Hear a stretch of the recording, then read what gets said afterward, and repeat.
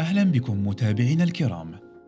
ولأن هدفنا المعرفة وتنوير عقول متابعينا في جميع أنحاء العالم، قررنا إنتاج هذه الحلقة للكاتب البريطاني المثير للجدل ديفيد آيك.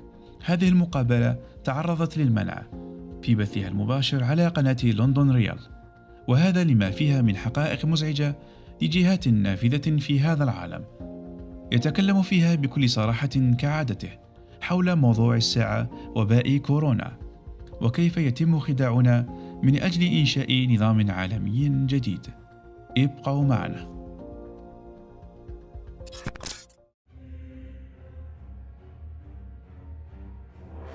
Let's take all of that and apply it to the coronavirus and what's happening now, and let people decide for themselves if they think that the fact that the coronavirus hysteria, whether that's a coincidence. I absolutely do not believe that it is.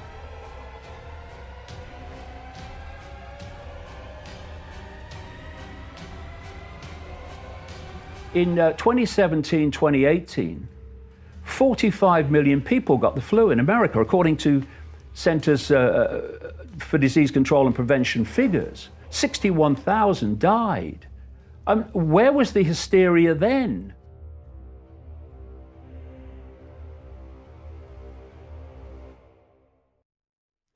That this world is controlled by a cult.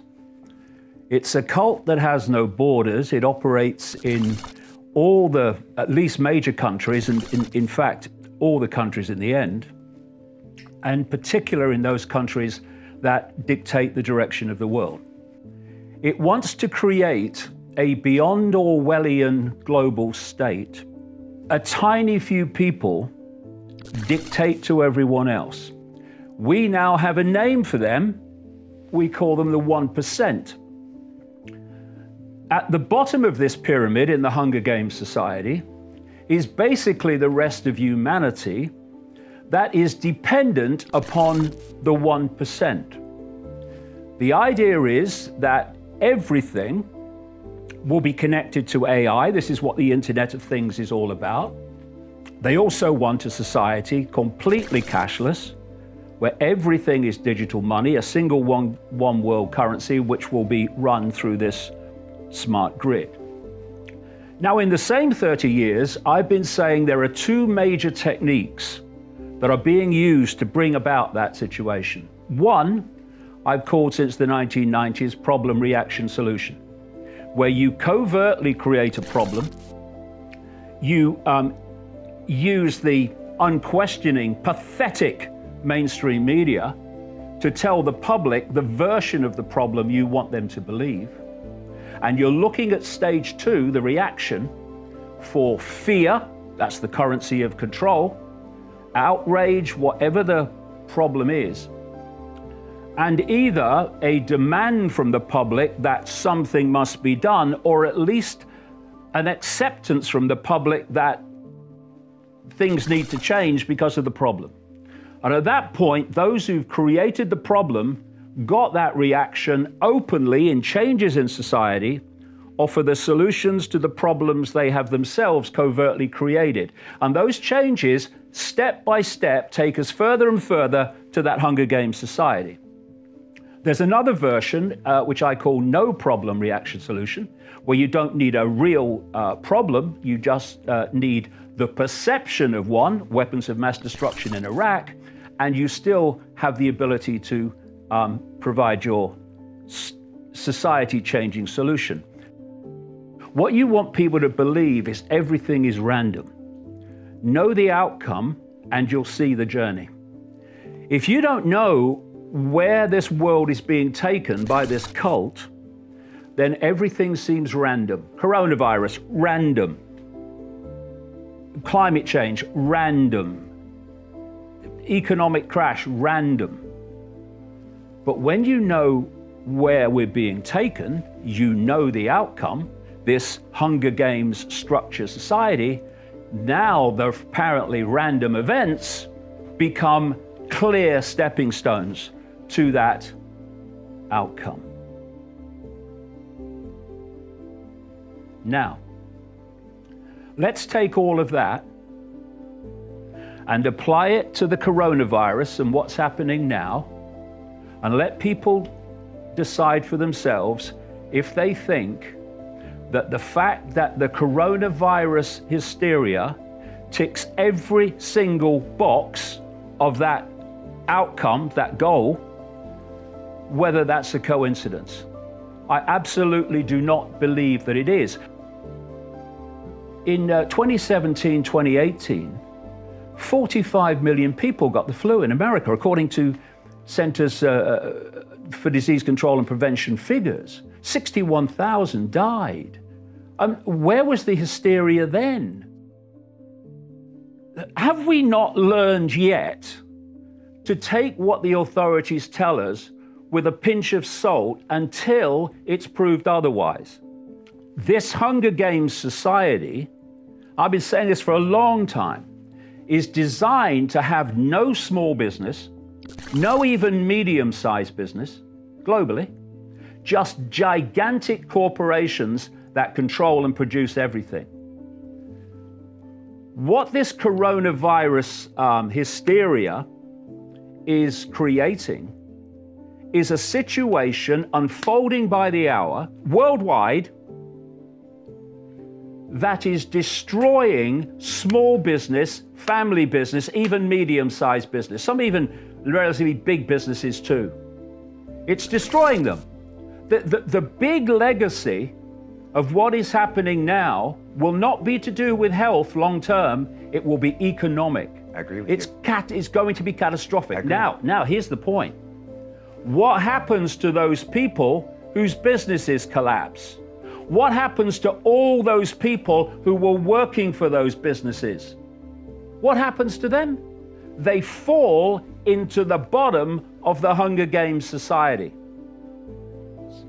And the idea that all these things are being done to protect the elderly, they don't give a shit about the elderly. The elderly are an excuse to impose the very society that I'm talking about. Now, if you look at when these things happen and great Orwellian, draconian things are put in place, you know, I've talked to you in previous chats about something called preemptive programming, where they preempt something to put it into the subconscious mind, even the conscious mind, through Hollywood, and then suddenly it kind of happens for real.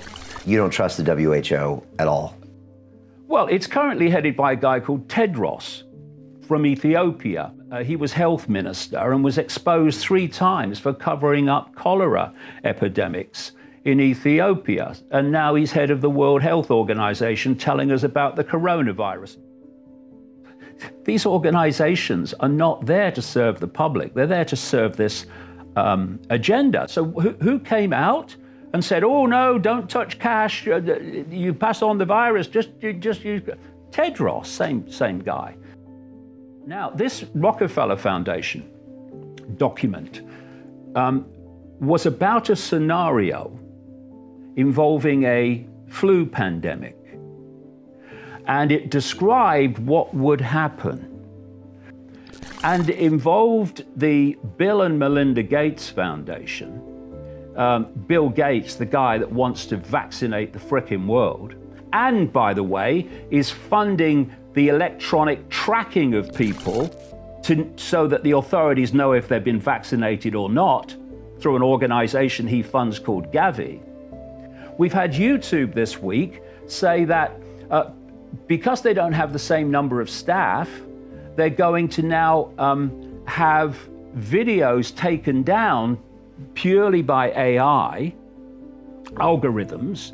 And because of that, they say a lot more videos are going to be taken down, even those that don't, break what they call community guidelines. So all these things that were decided in this Gates World Economic Forum 1% simulation 6 weeks before that they should happen are happening. Because what happens if you only believe the official version of everything is the official solution for the problem you believe in